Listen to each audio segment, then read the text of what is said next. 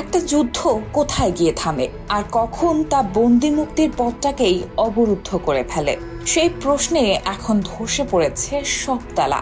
আর সেই মুহূর্তে দেশপ্রেম আর যুদ্ধপ্রেম কি একে অন্যের মুখোমুখি দাঁড়ায়? ইসরায়েলের মাটিতে ঠিক এই দ্বন্দ্বে ফুঁসে উঠেছে জনমত, গর্জে উঠেছে প্রশ্ন। যুদ্ধ জয়ের নেশা কি বন্দীদের কান্নাকে চাপা দিতে পারে? আর অবাক করা ব্যাপার, এর উত্তরও দিচ্ছে ইসরায়েলিরাই, নিজেদের ভেতরের ফাটল দিয়েই, যেখানে দেশপ্রেম যেন ধোঁয়ায় ঢেকে দিচ্ছে যুদ্ধপ্রেমের মুখ। সম্প্রতি রিস্টার্ট ইসরায়েল নামক প্ল্যাটফর্মে চলমান একাধিক অনলাইন পিটিশনে ইতোমধ্যে সই করেছেন 1,28,000-এরও বেশি ইসরায়েলি নাগরিক। তাদের মূল দাবি, গাজায় বন্দী থাকা ইসরায়েলি নাগরিকদের ফিরিয়ে আনতে যদি যুদ্ধ থামাতে হয় তাও মেনে নেওয়া হবে। এমনকি তারা খোদ যুদ্ধবাজ প্রধানমন্ত্রী বেনিয়ামিন নেতানিয়াহু ও তার সরকারের বিরুদ্ধেও অবস্থান নিয়েছেন। এসব অনলাইন পিটিশনে গত বৃহস্পতিবার পর্যন্ত স্বাক্ষরের সংখ্যা ছিল 1,20,000। শুক্রবার তা বেড়ে দাঁড়িয়েছে 1,28,114টিতে। এছাড়া নতুন করে অন্তত 4টি পিটিশন যুক্ত হওয়ায় মোট পিটিশনের সংখ্যা এখন 47। ইসরায়েল এখন শুধু যুদ্ধের আগুনে জ্বলছে না, জ্বলছে ভেতরের নৈতিক দ্বন্দ্বে।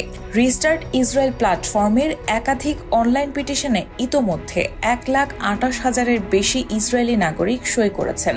শুধু সাধারণ মানুষ নয়, আছেন 11,000-এর বেশি রিজার্ভ ও অবসরপ্রাপ্ত সেনা সদস্য, যারা অন্তত 20টি পিটিশনে সই করে সেনাবাহিনীর নানা ইউনিটের পক্ষে তাদের অবস্থান জানিয়েছেন। তাদের দাবি একটাই, যদি গাজায় বন্দী থাকা ইসরায়েলিদের মুক্ত করতে যুদ্ধ থামাতে হয় তবে সেটাও মেনে নেওয়া হোক।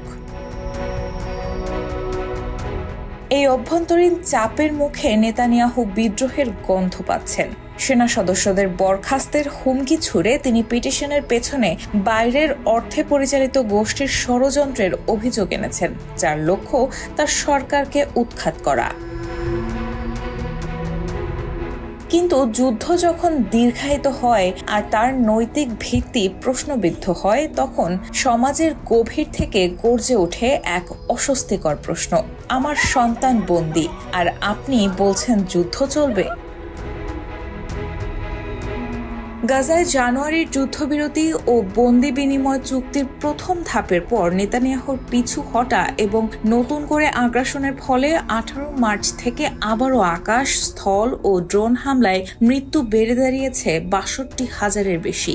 নারকীয় এই অবস্থার জন্য নেতানিয়াহু ও গ্যালান্টের বিরুদ্ধে আইসিসির গ্রেফতারি পরোয়ানা এবং আইসিজিতে গণহত্যার বিচার চলছে। যুদ্ধ শুধু শত্রুকে মারে না, নিজের ভেতরের আত্মাকে প্রশ্নবিদ্ধ করে। আজকের ইসরায়েল সেই প্রশ্নেই জর্জরিত। রায়হানা মুন, প্রবাস খবর।